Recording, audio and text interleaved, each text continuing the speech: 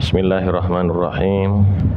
Nawaitu ta'allum wa ta'lim wal ifada wal istifada wan nafa' wal intifa' wal mudhakara wa tadhkir wal hatha ala tamassuki bi kitabillah wa sunnati rasulillah wa du'a ilal huda wa dilalata ilal khair ibtigha'a qurbihi wa thawabihi minallahi subhanahu wa ta'ala. Suwarun min ahwalil ulama'ir rabbaniyin. Gambaran-gambaran daripada keadaan-keadaan ulama yang rabbani. Fi hadzal fasal saufa yadhkur lana al-muallif kaifa ahwalal ulama ar-rabbaniyin al-amilina bi ulumihim. Di dalam pembahasan ini muallif Al-Habib Zain bin Ibrahim bin Semit beliau akan menceritakan bagaimana keadaan ulama-ulama rabbani, bagaimana sikap mereka, keadaan mereka. Di sini nanti kita tahu dan bisa mencontoh sikap dan sifat mereka.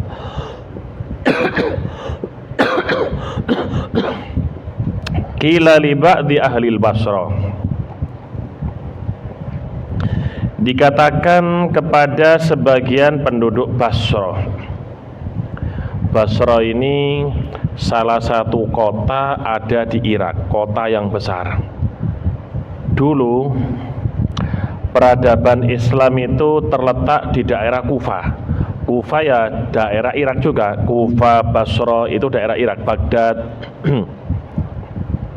Tempat-tempat orang mencari ilmu saat itu.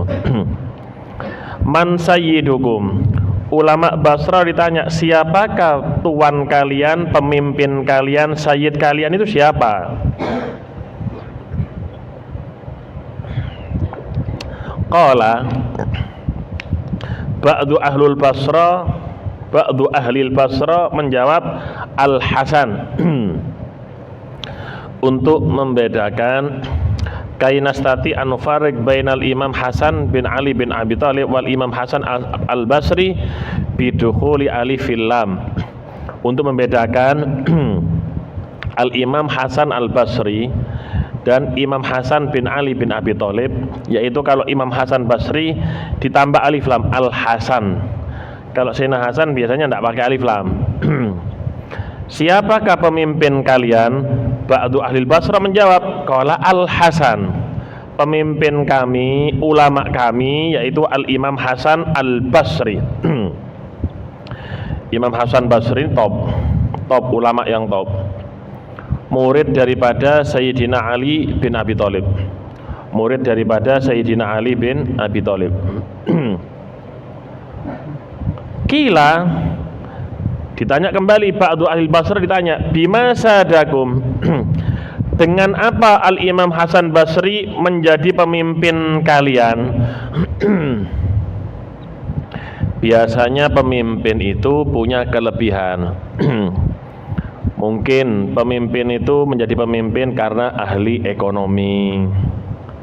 Dia menjadi pemimpin karena punya kelebihan di bidang militer. Jadi pemimpin punya keahlian di bidang A, di bidang B. Nah, mereka tanya, Imam Hasan ini kelebihannya di mana sehingga menjadi pemimpin kalian? Qala ba'du ahlil Basrah menjawab, ihtajan nasu ila ilmi wastaghna huwa an dunyahum. Imam Hasan menjadi pemimpin kami karena ihtajan nasu ila ilmi. Manusia, rakyat Basra, rakyat yang ada di Irak, bahkan semua kaum muslimin membutuhkan daripada ilmunya. Wastaghna huwa an dunyahum, sedangkan beliau Al-Imam Hasan Basri la yahtaj. Kalau kalimat istaghna berarti la yahtaj. Kalau la yastaghni berarti ihtaja. Istaghna berarti la yahtaj. Kalau la yastaghni berarti ihtaja. Istaghna huwa an dunyahum. Dan Imam Hasan Basri sendiri la yahtaju ila dunyahum, tidak membutuhkan dunia atau harta daripada penduduk ahli Basra. Artinya di sini penduduk ahli Basra mereka yang bisa menilai daripada pemimpinnya sendiri. Seseorang itu nggak bisa menilai dirinya sendiri, nggak bisa. Kita menilai diri kita nggak bisa, pasti nilainya 100, nilainya A. Kenapa? Karena seseorang itu buta daripada kekurangannya sendiri, tapi melek tahu daripada kekurangannya orang lain. Matahari yang jauh kelihatan, gajah yang ada di hadapannya nggak kelihatan, itu kita. Aib orang lain kita tahu, kekurangan orang lain kita paham, tapi kekurangan dan tidak sempurnanya kita ini nggak tahu, menganggap dirinya hebat, menganggap dirinya sempurna. Yang tahu siapa? Ya orang lain, yang menilai orang lain. Makanya kalau ada perlombaan itu ada juri. Kalau setiap orang yang ikut lomba memberi nilai masing-masing, memberi nilainya sendiri-sendiri, ya pasti nilainya 100. Tapi ketika ada juri itu menilai sesuai dengan kemampuan daripada peserta. Nah, namanya rakyat, dia tahu bagaimana keadaan, sikap dan sifat daripada tuannya. Dikatakan oleh mereka, Imam Hasan Basri itu menjadi pemimpin kita karena semua orang yang ada di Baghdad, yang ada di Basra, yang ada di Irak membutuhkan ilmunya, membutuhkan nasihatnya, membutuhkan petuahnya, membutuhkan akhlak adab darinya. Sedangkan dia tidak memerlukan daripada dunia dan harta kita. Bukan orang yang menjual agamanya dengan harta. Bukan orang yang menjual ilmunya demi uang. Itu bukan Al-Imam Hasan Al-Basri. Beliau menjauh daripada dunia sebagaimana guru beliau yaitu Imam Ali bin Abi Thalib yang berkata kepada dunia, "Tallaqtuki thalatha la arji'u ilaika abada." Imam Ali itu, saya talak kamu wahai dunia 3, tidak kembali lagi sudah. Ini Imam Hasan muridnya Imam Ali.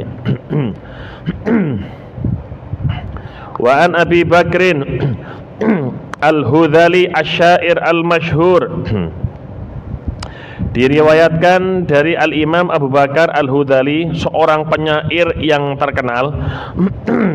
Penyair yang terkenal. Beliau masuk Islam dan mendapati baginda Rasul Shallallahu Alaihi Wasallam. Sebelum masuk Islam sudah tahu bagaimana kabarnya Nabi Muhammad, sudah tahu. Ini keluarga daripada syair terkenal. Apa kata beliau? Qala Abul Abbas As-Saffah, berkata Abu Abbas As-Saffah. Saffah ini julukan. Saffah itu julukan. Saffah itu ya pezina artinya sebenarnya. Kenapa kok dijuluki As-Saffah? Sebenarnya Abu Abbas ini masih cucu daripada sahabat Abdullah bin Abbas. Cicit daripada sahabat Abdullah bin Abbas.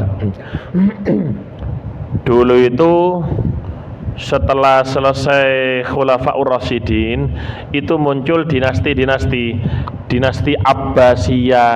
Itu berarti dinasti Abbasiyah yang menjadi pemimpin keturunan daripada sahabat Abbas, pamannya Nabi. Setelah itu dinasti Umayyah dari bangsa Umayyah. Nah, ini dari bangsa Abbasiyah. Ketika berdiri kerajaan atau dinasti Abbasiyah, khalifah pertama kali, pemimpin pertama kali ya ini Abul Abbas ini, pemimpin pertama kali Abdullah bin Muhammad bin Ali bin Abdullah bin Abbas, pemimpin pertama kali. Dan beliau ini ahadul jabbarin ad-duha min mulukil Arab. Pemimpin yang dolim, pemimpin yang otoriter.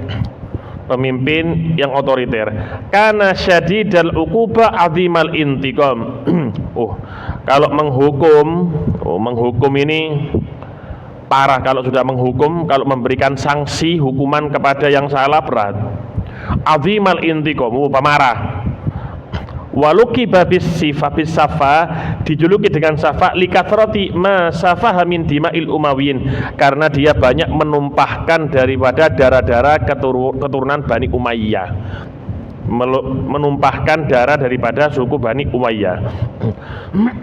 Tapi beliau juga punya andil baik, punya andil besar dalam Islam. Apa? Awwalu man ahdatsa nidhamal wuzara fil Islam.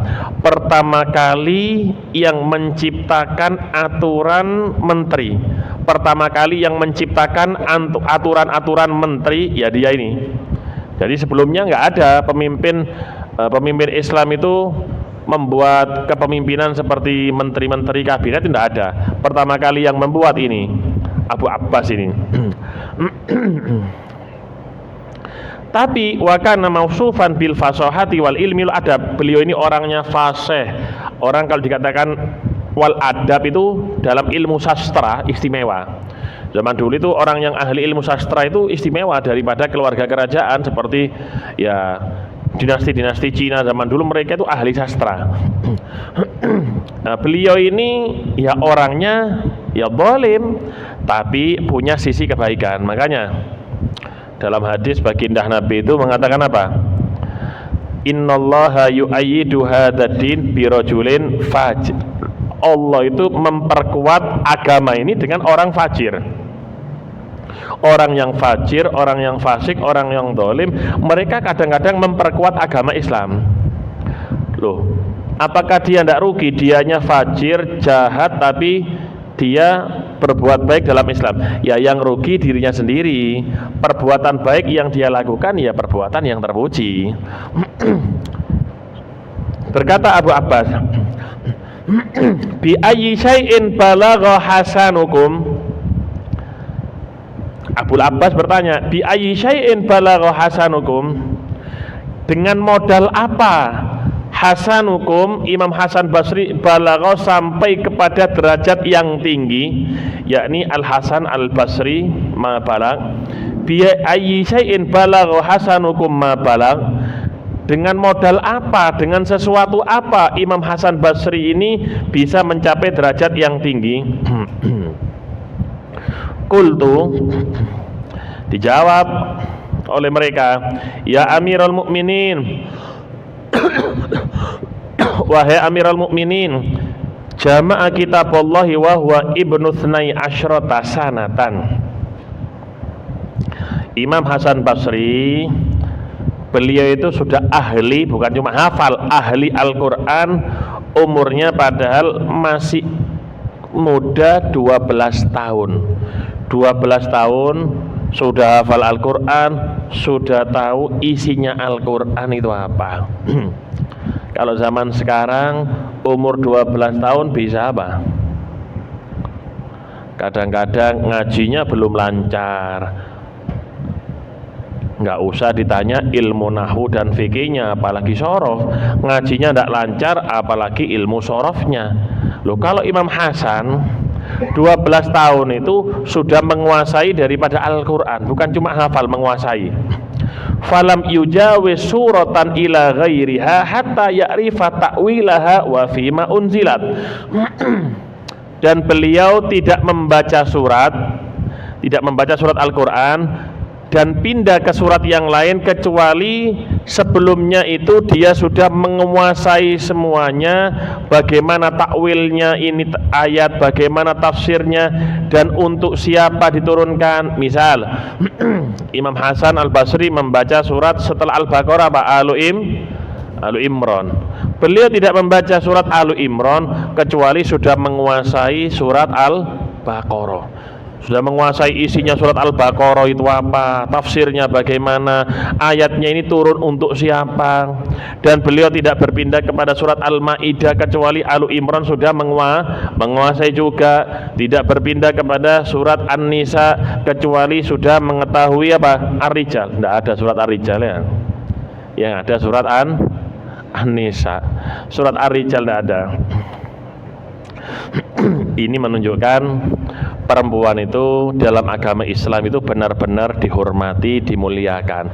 Bukan berarti laki-laki tidak dimuliakan dalam Islam. Kenapa? Cukup nabinya adalah seorang laki-laki, sudah cukup. Tidak perlu ayat-ayat Al-Quran untuk menunjukkan kehebatan kaum laki-laki. Nabinya adalah laki-laki, selesai sudah.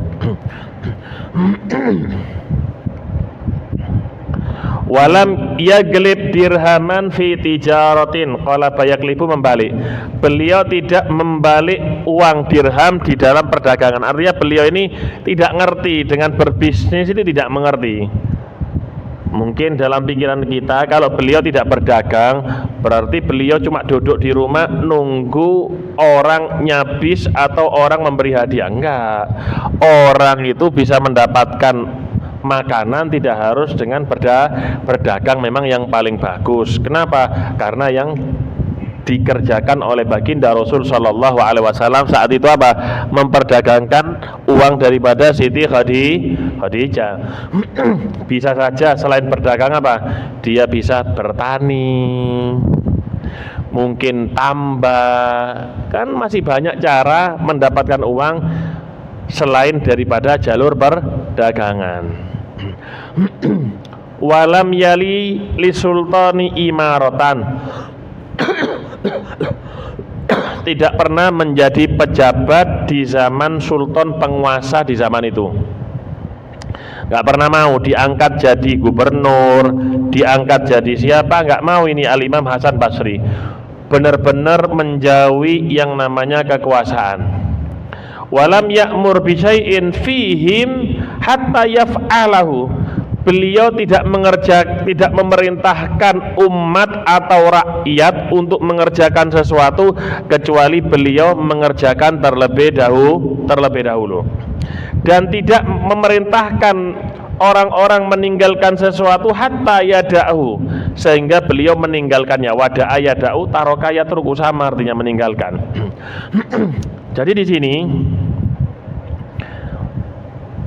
sifat atau keadaan daripada Imam Hasan Basri, kalau yang pertama tadi disebutkan orang butuh ilmunya dan beliau menghindari hartanya mereka. Yang sini beda lagi, sifat daripada pemimpin itu menguasai Al-Quran. Artinya ketika seorang pemimpin tidak menguasai Al-Quran, ketika dia menjadi pemimpin, memimpin masyarakatnya, rakyatnya, dengan ilmu yang seperti apa yang akan diberikan kepada rakyatnya.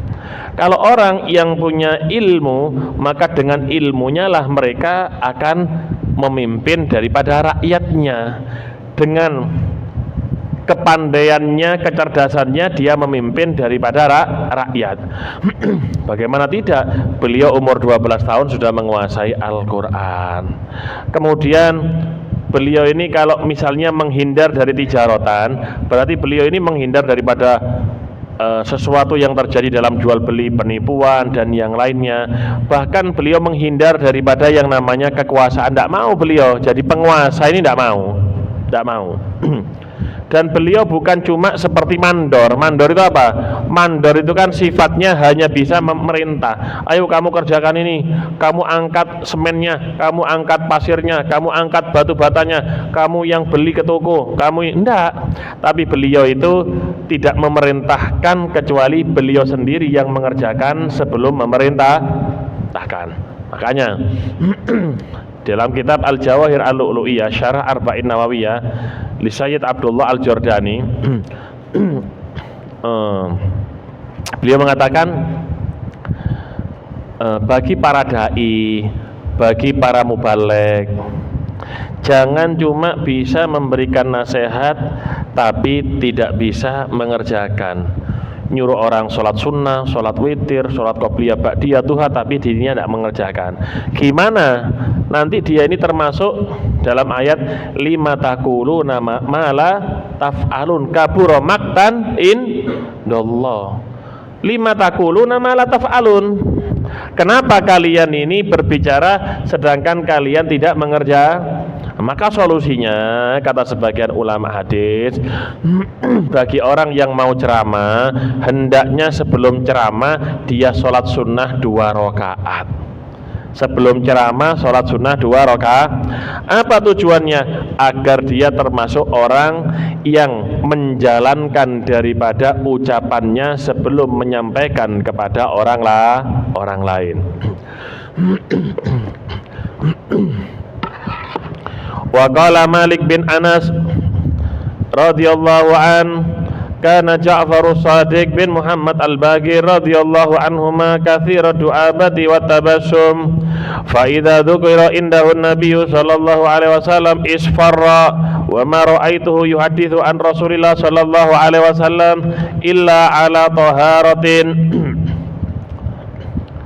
wa laqad ikhtalaftu ilaihi zamanan fama kuntu arahu illa ala thalathi khisalin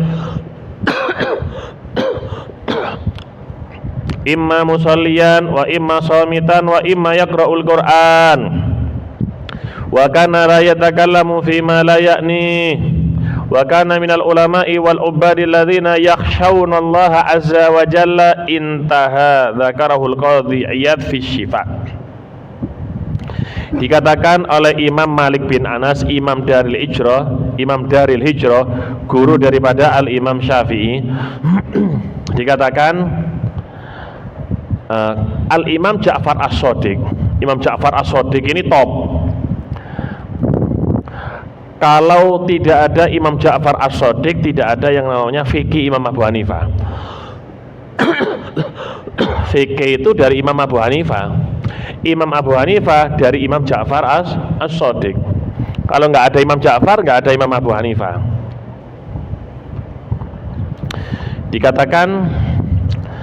Dikatakan oleh Imam Malik, bagaimana sikap, sifat, keadaan setiap hari daripada Imam Ja'far. Imam Ja'far itu alim. Kalau alimnya nggak usah dibahas sudah. Kalau alimnya nggak usah dibahas, top. Tapi katsirud du'abati wat tabassum, beliau banyak bergurau, bukan orang yang kaku-kaku amat. Zaman sekarang orang kalau kaku sulit diterima. Kalau kaku itu dakwanya sulit sulit zaman sekarang itu. Kalau kaku itu diterima itu sulit. Ya beliau itu banyak sedikit guyon, kadang guyon tapi tidak sampai kebablasan. Wat tabassum, banyak senyum. Kalau ketemu orang senyum, apa kata orang Jawa itu gerab ya, enak dilihat. Tapi ya jangan senyum-senyum sendiri, ya masuk rumah sakit jiwa nanti. Fa idza dzukira indahu Nabi sallallahu alaihi wasallam, ketika disebut nama kakeknya Nabi Muhammad di hadapannya, isfarro, pucat wajahnya. Ketika disebut nama kakeknya, isfarro, pucat. Wa ma ra'aituhu yuhaddits an Rasulillah sallallahu illa ala taharatin. Kata Imam Malik, Imam Ja'far ini tidak menyampaikan hadisnya Rasulullah kecuali dalam keadaan tahara, punya wudu. Nggak mau menyampaikan hadis itu kecuali punya wudu. Sampai Imam Malik itu meniru. Imam Malik itu tidak menyampaikan hadis kecuali wudu. Jangan kayak orang zaman sekarang. Hadis itu kalimat yang keluar dari mana? Lisan suci baginda Nabi Muhammad. Pantas nggak kira-kira kalau kita mengucapkan hadis sambil merokok? Bukan dilarang, rokok nanti ngerokok tidak apa-apa nanti, tapi jangan menyebutkan apa nggak pantas. Kenapa? Karena hadis itu keluar dari lisan suci Nabi Muhammad. Jangan di hadapan Nabi. Seandainya seorang santri merokok di hadapan gurunya, pantas enggak? Tidak pantas, apalagi di hadapan Nabi. Lah ini hadis apa? Keluar dari lisan suci baginda Nabi besar Muhammad sallallahu alaihi wasahbihi.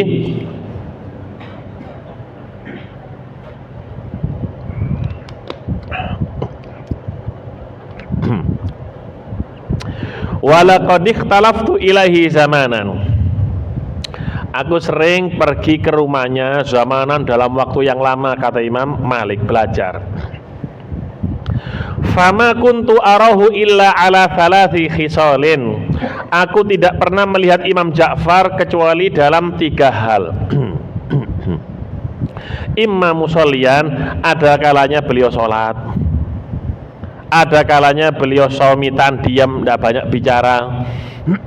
Wa imma yaqra'ul Quran, ada kalanya baca Quran. Artinya mulutnya ini tidak pernah digunakan untuk ngerasani orang, tidak pernah digunakan mencaci maki. Jadi Imam Malik kalau ketemu Imam Ja'far itu ada kalanya dalam keadaan sholat. Kalau nggak sholat ya duduk diem, nggak ngomongin orang lain. Kalau enggak membaca Al-Qur'an. Ya ini keadaan ulama ya seperti ini. Ulama itu seperti ini. Wa kana la yatakallamu fi ma la ya'ni. Dan beliau Imam Ja'far itu tidak pernah berbicara yang tidak ada manfaatnya. Ya apa kabar MBG ya apa? Kabare Pak Bowo iki apa? Kabare Jokowi ya apa? Tidak pernah berbicara yang tidak ada manfaatnya. Mereka itu berbicara kalau ada manfaatnya, ada pahala. Kalau berbicara tidak dapat pahala, mereka diam. Mereka diam. Kalau enggak, kenapa? Setiap ucapan yang keluar dari mulut manusia itu akan diminta apa? Tanggung jawaban. Tidak pernah berbicara yang tidak ada manfaatnya. Bro, wis mangan awan ta? Masak apa kon saiki? Ndak ada. Wa kana minal ulama wal ubbad alladzina yakhshawnallaha azza wa jal. Beliau Imam Ja'far ini termasuk ulama wal ubbad dan orang ahli ibadah. Biasanya orang itu satu, kalau dia jadi ulama, kadang-kadang ulama itu rodok males ibadahnya, rodok males. Kenapa? Karena orang alim itu begitu. Tidak semua tapi. Begitu juga kadang orang itu obat ahli ibadah. Biasanya orang yang ahli ibadah males ngurung pengajian, nasihat, males, ngerasa dia ahli ibadah. Imam Ja'far dua-duanya, ulama dan juga obat. Mudah-mudahan kita ditakdirkan menjadi keduanya. Alladzina yakhshawnallaha azza wa jal. Ulama dan obat yang memiliki rasa takut kepada Allah Subhanahu wa ta'ala. Ulama ubat yang punya rasa takut kepada Allah. Nah, cerita ini disebutkan oleh Al-Imam Qadhi Iyad dalam kitabnya Asy-Syifa. Masya Allah, kitab Syifa ini istimewa. Orang itu nggak harus anaknya habaib, anaknya kiai bisa jadi ulama. Siapapun yang alim ya bisa jadi ulama. Anaknya petani, anaknya satpam, maling loh, rampok bisa jadi ulama. Qadhi Iyad ini oh beda lagi. Yang satu itu asalnya suka ngerampok, cuma tobat jadi aulia, jadi walinya Allah. Bukan, kalau Qadhi Iyad ini ahli hadis. Fudail bin Iyad. Nah ini, wa anil Fudail bin Iyad. Dulu itu kalau sudah maghrib, zaman dulu kan nggak ada mobil, kafilah rombongan para pedagang itu tidak berangkat sendiri, bareng mereka rombongan biar nggak dirampok. Tapi ada satu jalur, mereka kalau sudah maghrib berhenti, sudah nginep, nggak berani berjalan, nunggu besok pagi. Kalau jalanan yang lain mereka kan rombongan ribuan, nggak takut mereka lewat. Kecuali satu jalur, di situ ada Fudail bin Iyad. Ingat Iyadnya saja, untung ada namanya ini. Kalau sudah mau maghrib berhenti, mereka tidak melanjutkan perjalanan. Kenapa? Mereka ini hampir ribuan. Kenapa? Ada Fudail bin Iyad. Fudail bin ini rampok, pendekar. Apa pendekar itu? Bukan pendek kekar, enggak. Hebat ini Fudail bin Iyad. Kalau orang lewat habis sudah. Subhanallah. Saat itu Fudail bin Iyad mendengar ada kafilah besar mau lewat. Oh enak ini, dirampok zen ini, hartanya banyak. Tapi rampok ini, mereka kafilah nggak mau berangkat. Kenapa? Mau maghrib, takut. Fudail bin Iyad nunggu di tengah jalan, kalau nggak ada kafilah lewat ini. Akhirnya pergi ke desa. Ternyata mereka di situ semua istirahat.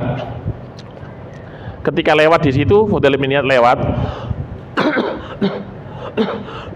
Ada satu rumah dibaca Al-Quran. Di situ ada orang baca Al-Quran, suaranya dikeraskan. Alam ya'ninil ladzina amanu an takhsha'a qulubuhum lidzikrillah. Tidakkah tersentuh hati seseorang, tidaklah khusyuk ketika mendengar firman-Nya Allah Subhanahu wa taala. Ketika mendengar itu nangis Fudhail bin Iyad, tobat ya Allah, tobat saya ya Allah, tobat. Akhirnya barang rampasannya itu, barang begal-begalnya itu dikembalikan semuanya, dikembalikan semua, dia tobat. Akhirnya tobat, ibadah sampai jadi apa? Jadi wali. Di kitab-kitab disebutkan Fudhail bin Iyad aslinya apa? Begal. Makanya jangan kecil hati kalau orang tua kita ini petani, pelaut. Nggak usah kecil hati, yang begal aja bisa jadi orang hebat.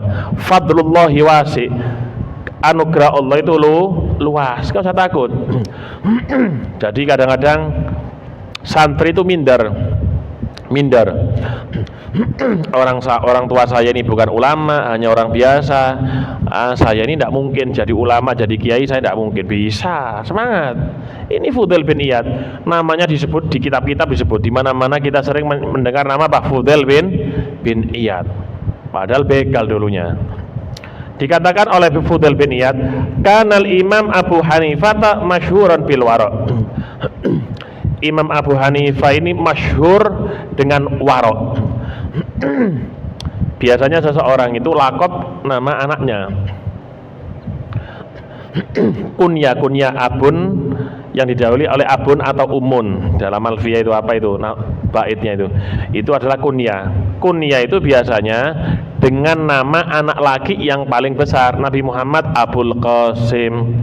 Karena apa? Anak paling besar. Guru kita Al-Maghfur Lakil Haj Mas Muhammad Zayadi, seandainya dia beri kunya Abul Imam. Kenapa? Anaknya yang paling besar laki-laki Mas Imam. Jadi kunya itu dengan nama anak laki-laki yang paling besar. Sedangkan Imam Abu Hanifah kunyanya ini menggunakan nama anak perempuannya Hanifah. Dijuluki Abu Hanifah. Namanya Nu'man bin Thabit.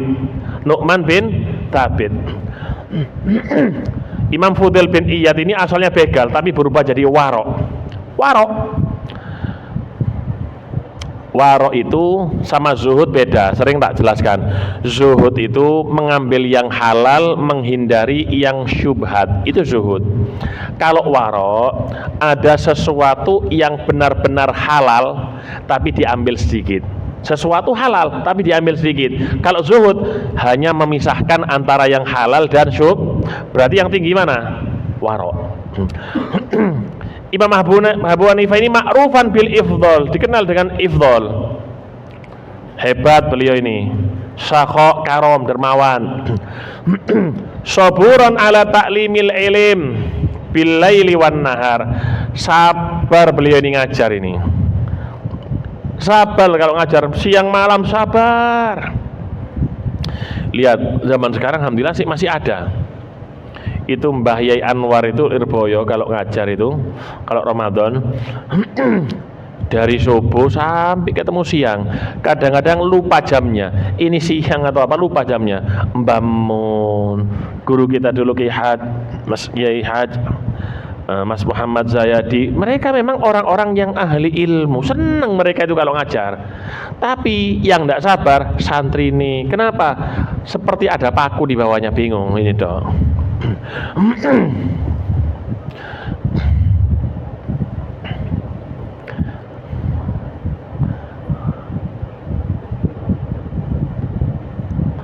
Suatu saat Al-Imam Bukhari mengajar santrinya, santri tercintanya Al-Imam Al-Firabri. Ngajar 2 jam, 3 jam, lama. Biasanya tidak lama, ini lama 4 jam. Imam Bukhari tahu muridnya ini mulai gelisah. Put, waladi, wahai anakku, kamu ini nggak usah bingung kalau ngaji. Nggak usah bingung mereka yang berbisnis nyari uang, mereka yang jadi tabib, yang jadi insinyur, nggak usah bingung. Kamu tahu yang kita pelajari hari ini apa? Hadis. Kalau kita pelajari hadis berarti kita saat ini bersama siapa? Bersama Yang mengucapkan hadis ini siapa? Baginda Nabi Muhammad. Bingung. Bersama Nabi Muhammad berarti ya nanti dikumpulkan dengan Nabi Muhammad. Katsiros samti, banyak diam Imam Fudail bin Iyad. Imam Abu Hanifah ini banyak diam. Qalilal kalam, sedikit bicaranya. Kalau kita kan banyak coloknya ya. Diam, sedikit bicaranya, enggak banyak. Hatta tarida mas'alatun fi halalin au haramin hatta tarida mas'alatun fi halalin au haramin. Beliau diam sampai datang orang bertanya tentang halal dan haram baru dijawab. Wa kana hariban minas sultan, beliau lari daripada kekuasaan. Beberapa kali diangkat jadi qadhi, beliau enggak mau. Beberapa kali diangkat jadi qadhi, beliau enggak mau. Lari. Orang ulama-ulama zaman dulu itu nggak suka dengan yang namanya kekuasaan. Bukan mereka benci suatu wilayah, suatu daerah itu harus ada penguasanya. Beliau nggak mau. Kenapa?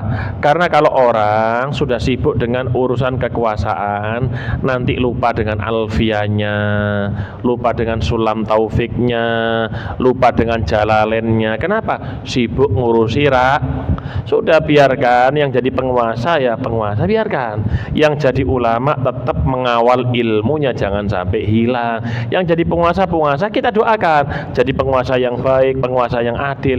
Yang jadi ulama sudah lebih tinggi daripada penguasa. Ulama itu lebih tinggi dari semuanya, ulama itu. Wa min syiddati waraihi, termasuk waroknya Imam Abu Hanifah, warok sekali. Annahu kana yajlisu fi dhilli jidari gharimih, beliau suatu hari duduk di naungan tembok dinding daripada gharimi, orang yang punya hutang kepadanya. Wa yaqulu kullu qardin jarra manfa'an fa huwa riba, setiap hutang yang bisa mendapatkan manfaat itu adalah riba. Ceritanya gini, Imam Abu Hanifah itu jalan sama temannya. Jalan zaman itu panas ya, kayak sekarang ini panas. Akhirnya ketika panas berhenti sebentar, bernaung sebentar, ngiyup, bernaung sebentar. Dilihat ada rumah, ada atapnya enak, bernaung di bawahnya wis. Setelah bernaung, Imam Abu Hanifah bertanya kepada temannya, ini rumahnya siapa? Ini rumahnya Fulan bin Fulan. Langsung Imam Abu Hanifah lari balik ke tengah lagi. Lari balik ke tengah. Ditanya sama temannya, loh kenapa anda lari wahai imam? Ini rumah orang hutang uang kepada saya. Hutang, ini orang punya hutang sama saya. Kalau saya memanfaatkan atap rumahnya kalau saya memanfaatkan atap rumahnya, saya nanti takut dikatakan riba. Lu kok bisa? Kata temannya tadi. Iya, dalam kaidah fikih kan kullu qardin jarra manfaatan fahuwa, setiap setiap hutang tapi di situ ada manfaat ya riba. Ada orang mau pinjam uang kepada kita, ya saya pinjami, cuci dulu mobil saya, riba gitu. Ada orang mau hutang uang, iya tolong bersihkan halaman rumah saya disapu, riba itu. Kenapa? Ada manfaat apa? Manfaat membersihkan mobil atau manfaat membersihkan Imam Abu Hanifah tidak mau seperti itu. Bahkan dalam cerita yang lain, waroknya Imam Abu Hanifah itu pernah di Baghdad itu kapal besar yang membawa sembako tenggelam. Kapal besar yang membawa sembako itu tenggelam. Rame sudah kapal tenggelam sembako. Kenapa? Makanan untuk penduduk di situ. Kalau sembakonya tenggelam ya berarti harga mahal nanti. Kayak sekarang sholat Hormuz ditutup, mahal semua sekarang. Akhirnya Imam Abu Hanifah bertanya kepada orang yang ahli kelautan. Itu sembako satu kapal besar itu berapa ton jumlahnya? Sekian puluh ribu ton. Satu ton itu 1000 kilo, apalagi puluhan ribu ton.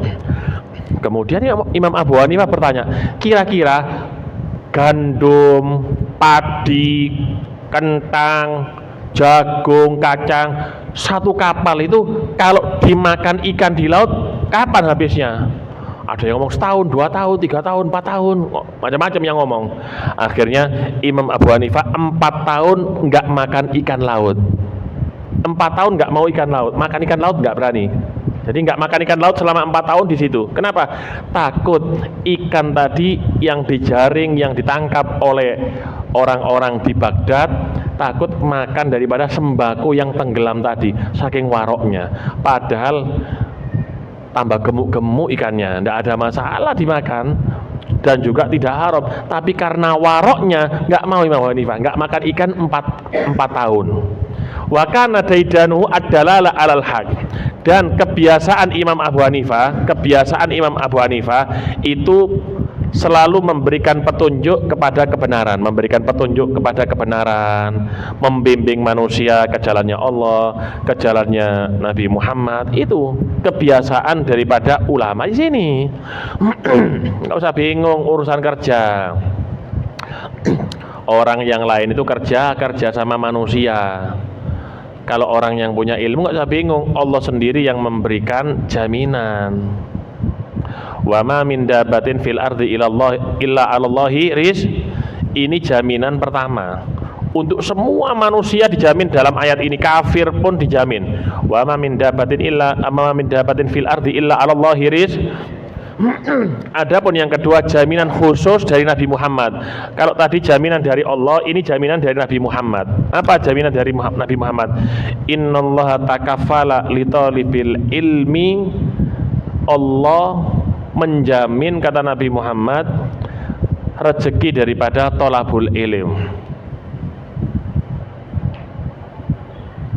Innallaha takaffala li talibil ilm birizqi.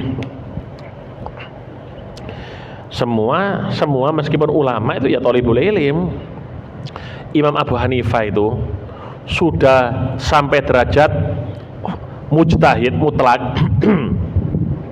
Kemana-mana itu mbak buku, padahal mujtahid mutlak. Kita yang baru hafal alfiyah bingung, nggak usah bawa kita hafal ngarburi aku alfiyah. Wis hafal dari depan ke belakang, saya sudah hafal. Imam Hanifah sudah mujtahid mutlak, pengarang fikih, bawa kitab. Ditanya, "Lu kenapa kok masih bawa kitab? Anda ini sudah alim." Dijawab, "Aku ingin masuk ke dalam hadisnya Nabi Muhammad, utlubul ilma minal mahdi ilal lahdi." Carilah ilmu dari ayunan sampai ke liang lahat.